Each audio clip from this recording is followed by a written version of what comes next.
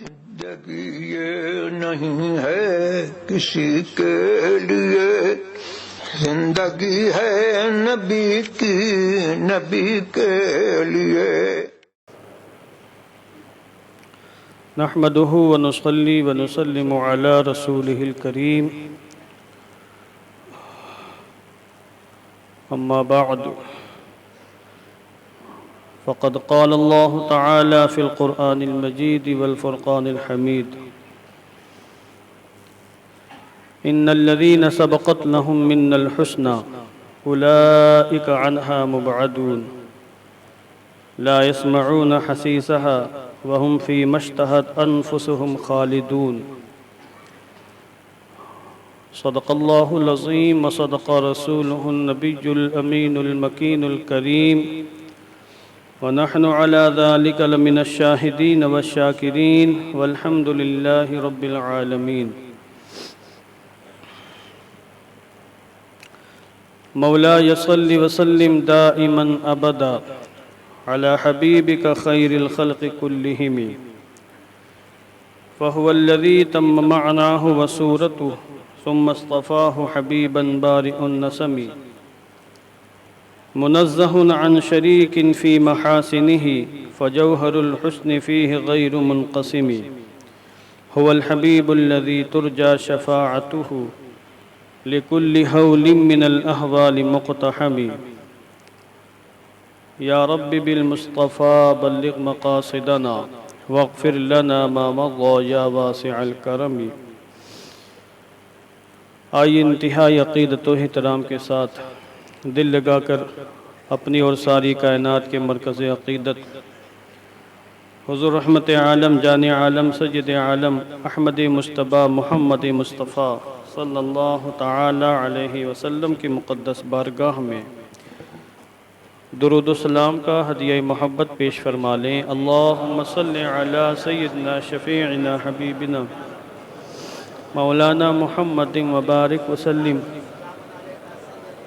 صلاۃ و سلاما علیک یا رسول اللہ صلی اللہ تعالی علیہ وسلم۔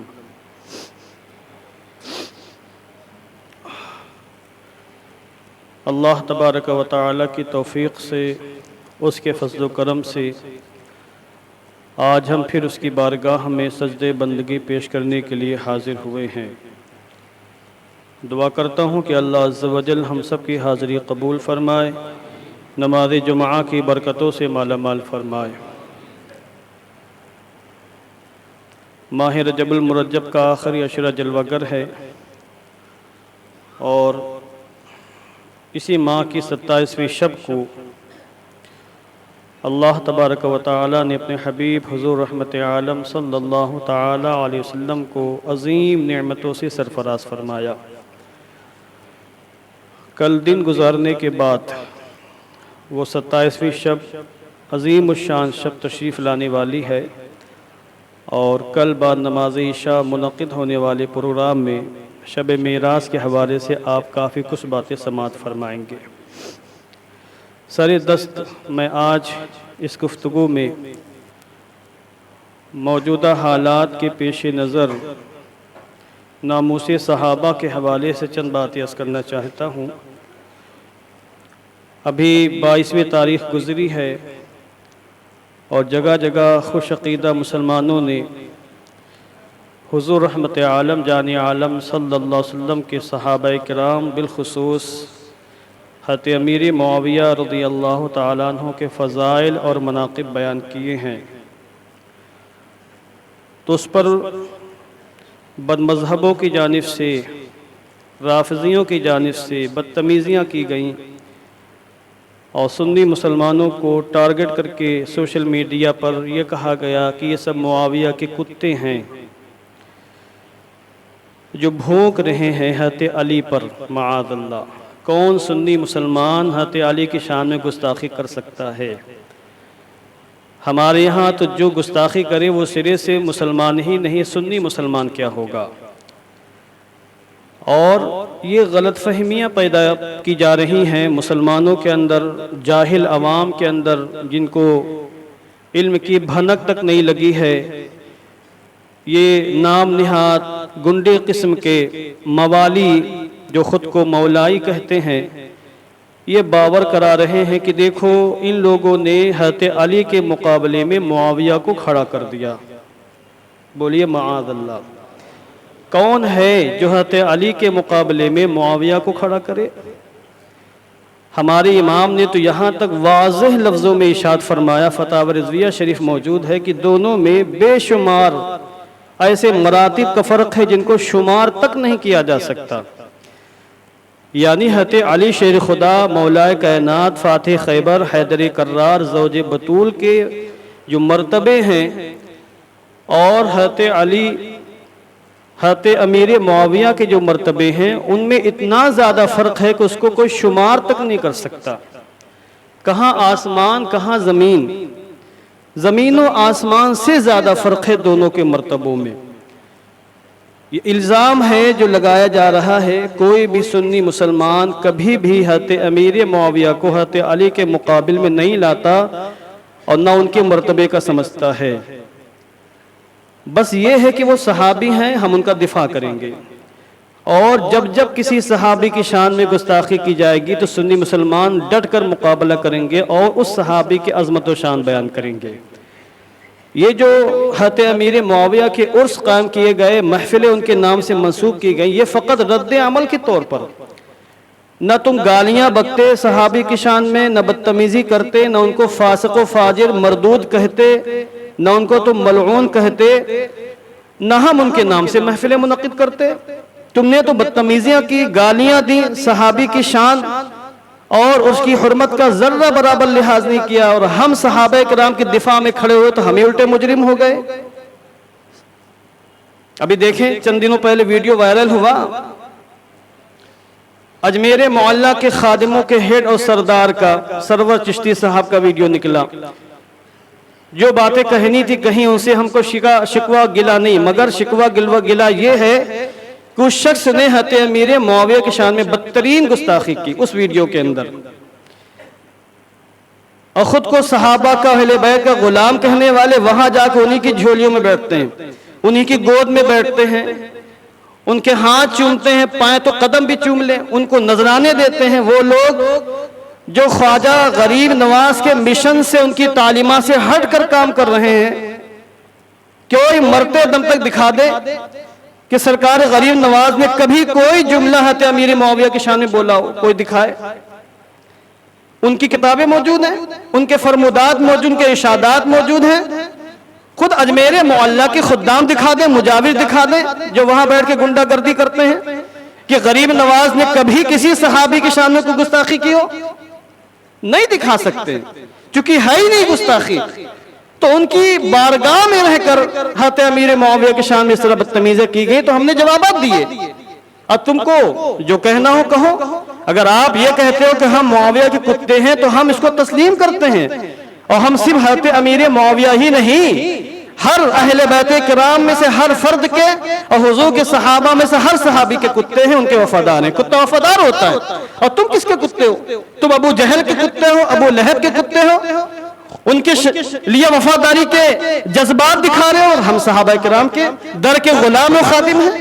حضرت سیدنا آدم علیہ السلام سے لے کر حضرت سیدنا عیسیٰ روح اللہ علیہ السلام تک جتنے بھی دنیا میں انبیاء کرام آئے، رسولان اعظام آئے، کسی بھی نبی کو اللہ رب العزت نے ایسی دو جماعتیں نہیں دیں، دو جماعتیں اللہ نے اپنے محبوب محمد مصطفیٰ کو عطا فرمائی ہیں۔ وہ دو جماعتیں کہ ایک جماعت اہل بیت اور ایک جماعت صحابہ کرام۔ نہ اہل بیت اطہار کی کوئی مثال ہے، نہ صحابہ کرام کا کوئی جواب ہے۔ ان کی وہ قربانیاں ہیں، ان کی وہ عظمتیں اور شانیں ہیں کہ خود قرآن مقدس میں اللہ تبارک و تعالیٰ نے دونوں کی ناموس کی بات کی ہے۔ صرف صحابہ کرام کی عظمت نہیں بیان کی گئی، نہ صرف اہل بیت کی عظمت بیان کی گئی۔ قرآن مقدس موجود ہے، دنیا میں اربوں خربوں نسخے قرآن مقدس کے موجود ہیں، جن میں ایک ایک آیت میں ذرہ برابر کوئی فرق نہیں ہے، جو بھی چاہے اٹھا کے دیکھ لے۔ قرآن مقدس میں اللہ نے اگر ایک جانب ناموس اہل بیت کی بات کی، اہل بیت کی عزت و حرمت کی بات کی، تو ایک جانب صحابہ کرام کی عزت و حرمت کی بات کی گئی ہیں، اس پر کتابیں موجود ہیں، اور ایک دو آیتیں نہیں درجنوں آیتیں کریمہ پیش کی جا سکتی ہیں۔ اس لیے ہم ان لوگوں میں سے نہیں ہیں کہ جو صحابہ کرام کی تعریف کرنے آئے تو جب تک اہل بیت اطہار کی شان میں کچھ گستاخی نہ کر لیں صحابہ کرام کی تعریف ان کے نزدیک مکمل نہیں ہوتی ہے. اور نہ ہم ان لوگوں میں ہیں کہ اہل بیت اطہار کی تعریف کرنے میں لگے تو جب تک صحابہ کرام کی تنقیص نہ ہو جائے، گستاخی نہ ہو جائے، اہل بیت کرام کی تعریف ہی مکمل نہ ہو. جن لوگوں نے صرف صحابہ کرام کے دامن تھاما اور صحابہ کرام کی عظمت و حرمت کی باتیں کی، اہل بیت اطہار کو چھوڑا ہے، آج ان کو دنیا ناصبی اور رافضی کے نام، ناصبی اور خارجی کے نام سے جانتی ہے. اور جنہوں نے اہل بیت اطہار کا دامن تھامنے کا دعویٰ کیا، ان کی باتیں کی، ان کی عزت و حرمت کی بات کی، اور صحابہ کرام کی شان میں تنقیص کی، گستاخیاں کی، بدتمیزی کی، دنیا ان کو رافضیوں کے نام سے جانتی پہچانتی ہیں. الحمدللہ ہم خوش نصیب مسلمان ہیں اگر ہمارے ایک ہاتھ میں اہل بیت کا دامن ہے تو دوسرے ہاتھ میں صحابہ کرام کا دامن ہے. ہم نہ ان کو چھوڑ سکتے ہیں نہ ان کو چھوڑ سکتے ہیں. اہل بیت کی تعریف کرتے ہوئے ہم صحابہ کی شان میں گستاخی برداشت نہیں کر سکتے، اور صحابہ کرام کی شان میں تعریف کرتے ہوئے ہم اہل بیت اطہار کی شان میں گستاخی برداشت نہیں کر سکتے ہیں. تو اس لیے ہمارے علماء نے جوابات دیے، اور ہماری باتوں کا کوئی جواب تو ان کے پاس ہے ہی نہیں سوائے گالی گلوچ کے. ابھی جری مری میں ایک مخصوص قسم کا ایریا ہے جہاں نام نہاد خود کو سنی کہنے والے مولائی اٹھے ہیں اور بدتمیز منہ بھر بھر کر انہوں نے میرے معاویہ کی شان میں گستاخی کی گالی بکی ہے. فاسق، فاجر، نہ جانے کیسے کیسے الفاظ ہم اپنے کٹر دشمنوں کے لیے بھی وہ لفظ بولتے ہوئے سوچتے ہیں کہ بھائی اس کو کہیں کہ نہ کہیں، مگر ان کے اندر ذرہ برابر غیرت نہیں ہے، شرم نہیں ہے کہ حضور کی صحابی کی شان میں اس طریقے کی باتیں کر رہے ہیں. قرآن مقدس کے اندر آپ نے 12 علماء سے سنا کہ سورہ حدید کے اندر اللہ تعالیٰ نے آیت نمبر 10 میں اپنے محبوب کے صحابہ کی عظمت بیان کی ہے، اور فرق مراتب بیان کیا کہ فتح مکہ سے پہلے جو لوگ مسلمان ہوئے اور جو لوگ فتح مکہ کے بعد مسلمان ہوئے، جہاد کیا، مال خرچ کیا، دونوں کے مرتبے میں فرق ہے، دونوں برابر نہیں ہیں. مگر آگے اللہ نے فرمایا وَكُلًّا وَعَدَ اللَّهُ الْحُسْنَى، اور اللہ نے سب کے ساتھ حسنہ یعنی جنت کا وعدہ فرما لیا ہے. تمام صحابہ کے ساتھ اللہ نے جنت کا وعدہ فرمایا. پھر آگے خود فرمایا وَاللَّهُ بِمَا تَعْمَلُونَ خَبِيرٌ، اے میرے محبوب کے غلاموں. یہ خطاب صحابہ سے ہے، گفتگو صحابہ سے ہو رہی ہے. اس وقت جتنے لوگ مسلمان ہو چکے تھے، فتح مکہ کے بعد یہ آیت کریمہ نازل ہوئی ہے بالکل آخری دور میں سورہ حدید کی، اور اللہ رب العزت نے اس وقت موجود تمام صحابہ سے فرمایا تھا واللہ بما تعملون خبیر، اللہ تمہارے کاموں سے باخبر ہے، تمہارا ہر عمل اللہ کی نگاہ قدرت میں ہے. تمہاری کوئی بات بعد میں تم کیا کرو گے، کیا کرنے والے ہو، اور تمہارے منہ سے کیسے جملے نکلیں گے، تم کیسے کیسے کام کرو گے، اللہ تمہارے سارے کاموں سے باخبر ہے. اس کے باوجود محبوب محمد مصطفیٰ کی غلامی کے صلے میں نے خدا ہو کر، میں خدا ہوں، میں نے تم سب سے جنت کا وعدہ فرما لیا. تو اللہ تو جانتا تھا بعد میں صحابہ کے مابین جب حضور کا وصال ہوگا تو صحابہ کے مابین آپس میں اختلافات ہوں گے. اس کے باوجود اللہ نے فرمایا وَكُلًّا وَعَدَ اللَّهُ الْحُسْنَى. سورہ انبیاء اٹھا کے دیکھیں 17 پارے کے اندر آیت نمبر 101 میں اللہ نے کیا فرمایا، جو میں نے خطبے میں آیت کریمہ پڑھی، إِنَّ الَّذِينَ سَبَقَتْ لَهُم مِّنَّ الْحُسْنَى أُولَٰئِكَ عَنْهَا مُبْعَدُونَ. سورہ حدید میں حسنہ کی بات آئی کہ ہم نے اپنے محبوب کے ہر صحابی سے حسنہ کا وعدہ فرما لیا ہے. اور سورۃ الانبیاء 7ویں پارے میں آیت نمبر 101 میں اللہ نے فرمایا بے شک وہ لوگ جن سے ہم نے حسنہ کا وعدہ فرما لیا ہے اولئک عنہا مبعدون، یہ وہ لوگ ہیں جو قیامت کے میدان میں جہنم سے دور رکھے جائیں گے. اولئک عنہا مبعدون، یہی ہے وہ لوگ جو جہنم سے دور رکھے جائیں گے. اور کیسے دور رکھے جائیں گے؟ آگے اللہ نے فرمایا لا يسمعون حسیسها، یہ لوگ جہنم کی آہٹ تک محسوس نہیں کریں گے. قیامت کے میدان میں جب جہنم کو لایا جائے گا، اور قرآن مقدس کے اندر باقاعدہ سورہ فجر میں اس کا ذکر موجود ہے، نہ جانے کتنے ملین بلین فرشتے جہنم کو کھینچ کر لائیں گے قیامت کے میدان میں. اور جہنم جب چیخیں مارے گی تو اس وقت جو ہے یوں سمجھ لیں اپنی مادری زبان میں سب کی سٹی پٹی گم ہو جائے گی. ایسے موقع کے بارے میں اللہ نے فرمایا اپنے محبوب کے صحابہ کے بارے میں لا يسمعون حسیسها، کہ یہ لوگ قیامت کے میدان میں جہنم کی آہٹ بھی محسوس نہیں کریں گے. وَهُمْ فِيهَا وَهُمْ فِي مَشْتَهَتْ أَنفُسُهُمْ خَالِدُونَ، اور ان کی شان یہ ہوگی کہ اپنی مرضی کے مطابق لذتوں میں رہیں گے اور ہمیشہ رہیں گے، اور کبھی بھی اللہ کی دی ہوئی نعمتوں سے ان کو نکالا نہیں جائے گا، خارج نہیں کیا جائے گا۔ اللہ نے ایسے لوگوں کی عظمت شان بیان فرمائی، اور یہ گالیاں بک رہے ہیں، ان کو ذرہ برابر غیرت و شرم نہیں ہے۔ وقت میں اتنی گنجائش نہیں کہ میں تفصیلات سے گفتگو کروں۔ تو حضور رحمت عالم نے اگر یہ فرمایا ہے فاطمہ بضعۃ منی یریبھا ما ارابنی ویؤذینی ما آذاہا، کہ فاطمہ میرے جگر کا ٹکڑا ہے، جو چیز اس کو بے قرار کرتی مجھے بھی بے قرار کرتی ہے، اور جو چیز اس کو تکلیف دیتی مجھے بھی تکلیف دیتی ہے۔ اگر حضور نے یہ فرمایا من سب علی فقد سبنی، جس نے علی کو گالی دی اس نے مجھے گالی دی، اگر حضور نے یہ فرمایا حضرت علی حضرت فاطمہ حضرت امام حسن و حسین سے انا حرب لمن حاربہم وسلم لمن سالم، او کما قال علیہ الصلوۃ والسلام، کہ یہ میرے اہل بیت جن سے جنگ کرے میری اس سے جنگ ہے، جن سے صلح کر لے میری ان سے صلح ہے۔ اگر حضور نے اپنے اہل بیت اطہار کے بارے میں اس قسم کی روایتیں بیان فرمائی ہیں تو صحابہ کرام کی عظمت و شان بیان کرتے ہوئے بھی اللہ کے رسول نے فرمایا ہے من سب اصحابی فعلیہ لعنت اللہ والملائکۃ والناس اجمعین، جو میرے کسی بھی صحابی کے شان میں گستاخی کرے اس پر اللہ کی لعنت، تمام فرشتوں کی لعنت، اور اس کی تمام مخلوق تمام انسانوں کی لعنت ہے۔ ملعون وہ انسان ہے جو صحابی کے شان میں گستاخی کرے، اللہ کی نظر میں بھی ملعون ہے، فرشتوں کی نظر میں بھی ملعون ہے، اور تمام انسانوں کی نظر میں ایسا انسان ملعون ہے۔ اور یہاں تک فرمایا جامع ترمذی کی روایت موجود اذا رأيتم الذين يسبون اصحابي فقولوا لعنت اللہ علی شرکم، جب تم دیکھو ان لوگوں کو جو میرے صحابہ کی شان میں گستاخی کرتے ہیں تو کہنا لعنت اللہ علی شرکم، تمہارے شر پر اللہ کی لعنت ہے، اللہ کی پھٹکار ہے۔ حضور نے دونوں کے ناموس کی بات کی ہے اور دونوں کی عظمت بیان فرمائی ہے۔ یہ کیا بدتمیزی ہے کہ یہ الزام لگایا جائے کہ تم نے معاویہ کو علی کے مقابلے میں کھڑا کر دیا؟ ہم اہل سنت والجماعت ہیں، ہمارے ہاتھوں میں اہل بیت کا دامن بھی ہے، صحابہ کا دامن بھی ہے۔ تم جب کسی صحابی کے سامنے گستاخی کرو گے، یہ معاملہ صرف حضرت امیر معاویہ کا نہیں ہے، حضرت مغیرہ بن شعبہ کا نہیں ہے، حضرت طلحہ زبیر کا نہیں ہے۔ تم جب کسی بھی صحابی کی شان میں کسی بھی عظیم ہستی کی شان میں گستاخی کرو گے، تب تک ہم اہل سنت والجماعت کے علماء تمہیں منہ توڑ جواب دیں گے۔ ہم محفلیں منعقد کریں گے، مجلسیں منعقد کریں گے، اور تمہارا نام لے کر رد کریں گے جس طریقے سے تم نے نام لے کر صحابہ کے سامنے گستاخیاں کی ہیں۔ تم جو چاہو کہو ہم کو، یہ ہمارا فرض منصبی ہے، اور تمہاری جہالتوں سے، تمہاری تاریکیوں سے، تمہارے اندھیروں سے، تمہاری بدبختیوں سے، اور تمہاری خباثتوں سے، تمہاری نجاستوں سے ہم اپنی قوم کو بچانے کی پوری کوشش کریں گے۔ تمہیں جو کہنا ہو کرو، یہ انتہائی بدبختی۔ اب آئیے امام حسن کی بارگاہ میں چلتے ہیں، ہم فیصلہ ان کی بارگاہ میں دیتے ہیں۔ تم ان کو ملعون، مردود و خبیث و کافر نہ جانے کیا کہتے ہو، تو کیا امام حسن کو ساری باتیں معلوم نہیں تھی؟ اس کی موٹی سی مثال دیتا ہوں میں آپ کو۔ اگر بمبئی کی سرزمین میں کوئی اختلاف ہو جائے تو اس کو بمبئی والے زیادہ جانیں گے کہ یوپی والے زیادہ جانیں گے؟ بمبئی والے زیادہ جانیں گے۔ سب کہیں گے آپ کہ بمبئی میں اختلاف ہوا، کرلا میں اختلاف، کرلا والے زیادہ جانیں گے۔ تو اگر کسی خاندان میں، دو خاندان میں اختلاف ہو جائے تو آپ اس خاندان والے اس اختلاف کو زیادہ جانیں گے کہ یہ باہر والے زیادہ جانیں گے؟ بتائیں آپ۔ خاندان والے زیادہ جانیں گے کہ اختلاف کیوں ہوا، اختلاف کرنے والے کا حکم کیا ہے، اختلاف کرنے والے نے کیوں اختلاف کیا۔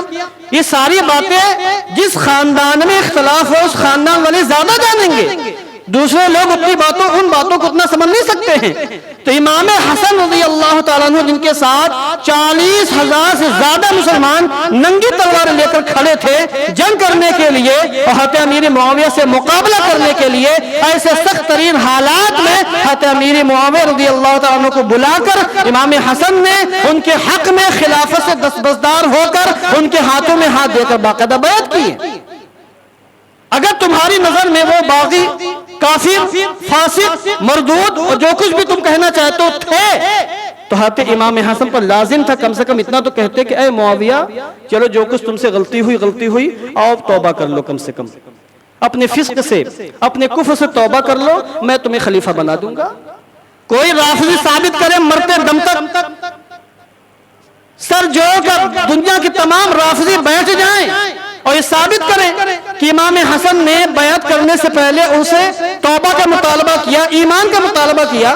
ہم تو کسی کافر سے بات کرنا گوارا نہیں کرتے ہیں، کسی دشمن سے اس کا چہرہ دیکھنا گوارا نہیں کرتے ہیں، اور امام حسن پورے عالم اسلام کی ذمہ داری ہے امیر معاویہ کو دے دیں گے جو ان کی نظر میں کافر ہو، فاسق ہو، فاجر ہو، معاذ اللہ. کم سے کم یہ تو کہتے ہیں کہ اے معاویہ تم نے میرے باپ سے جنگ کی ہے، تم نے خلیفۃ المسلمین سے بغاوت کی تھی، چلو توبہ کر لو، میں تمہارے ہاتھ پہ ہاتھ دے کے بیعت کرتا ہوں تاکہ مسلمانوں کا خون نہ بہے، مسلمانوں کا نقصان نہ ہو. جتنا نقصان ہونا تھا ہو گیا، ہزاروں مسلمان مر گئے، کر گئے، شہید ہو گئے، اب چلو ٹھیک ہے ہم صلح کر لیتے ہیں، مگر تم نے بغاوت کی تھی، تم فاسق و فاجر، توبہ کرو پہلے. مگر ایسا کوئی معاملہ نہیں ہوا، ایسی کوئی روایت کو رافضی بھی ثابت نہیں کر سکتا ہے کہ امام حسن نے حضرت امیر معاویہ سے اس قسم کا مطالبہ کیا. اس کا مطلب یہ ہوا اب امام حسن تو گھر کے آدمی ہیں، انہی کی والد بزرگواں سے اختلاف ہوا تھا، وہ تو گھر کے آدمی ہیں، تو اس اختلاف کو وہ زیادہ جانتے ہیں یا آج 1400 سال کے بعد بمبئی کی سرزمین پر پیدا ہونے والے مردود قسم کے نام نہاد موالی زیادہ جانتے ہیں؟ امام حسن زیادہ جانتے ہیں. تو امام حسن جاننے کے باوجود بیعت بھی کر رہے ہیں، ان کی خلافت بھی تسلیم کر رہے ہیں، اور امام حسین تلوار ان کے مقابلے میں نکال نہیں رہے ہیں.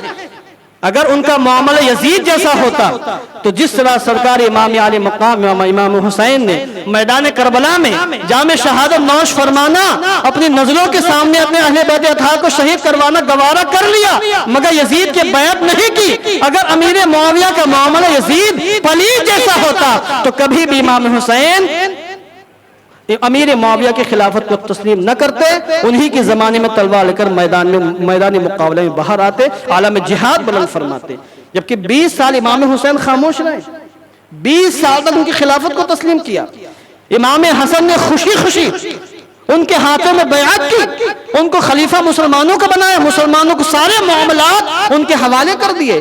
اس کا مطلب یہ ہوا کہ حق ہے امام حسن کی جانب، اور جو لوگ امام حسن کی جانب اس قسم کی بدتمیزیاں کر رہے ہیں، اس زمانے میں بھی کیسے لوگ موجود تھے. جب امام حسن نے باقاعدہ صلح کر لی تو اس زمانے میں ان کا نام لینے والے ان کی بارگاہ میں آئے اور کہا سوّتا وجوہ المسلمین یا ابن رسول اللہ، اے رسول اللہ کے بیٹے شہزادے، تم نے مسلمانوں کو ذلیل رسوا کر دیا. اس وقت امام حسن نے فرمایا تھا کہ میں نے رسول پاک سے سنا ہے کہ ایک زمانہ وہ آئے گا کہ امارت اور حکومت معاویہ کے پاس آئے گی. میں سمجھ گیا یہ وہ زمانہ ہے کہ حکومت امیر معاویہ کے پاس آنے والی ہے. تبھی میں نے ان کے ہاتھ میں ہاتھ دے کر بیعت کر لی تاکہ مسلمانوں کا خون رائگا نہ جائے، ضائع نہ جائے، مسلمان تباہ و برباد نہ ہو. اور پھر حضور کے قول کی صداقت ظاہر ہو گئی کہ حضور نے فرمایا تھا کئی سال پہلے ابن ھذا سجد لعل اللہ ان یصلح به بین فئتین من المسلمین، میرا یہ بیٹا شہزادہ ان قریب اللہ رب العزت اس کے ذریعے سے مسلمانوں کے 2 گروہوں کے درمیان صلح فرما دے گا. حضور تو یہ فرما گئے تھے، اور یہاں مسلمانوں کے 2 گروہوں کے درمیان کی گفتگو ہے. یہ نہیں کہا گیا کہ کافر و فاسق، کافر اور مسلمانوں کے درمیان صلح ہوگی.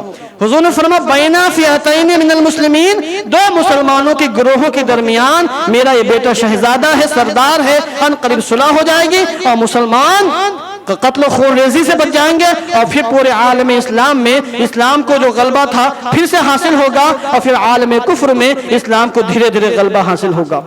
تو یہ ساری چیزیں باقاعدہ روایتوں کے اندر موجود ہیں. ان تمام روایتوں سے آنکھیں میچ لینا، صداقت سے آنکھیں میچ لینا، اور گمراہیت کے لیے اندھیروں کے لیے آنکھوں کھول لینا، یہ سوائے بدبختی کے اور کچھ بھی نہیں ہے.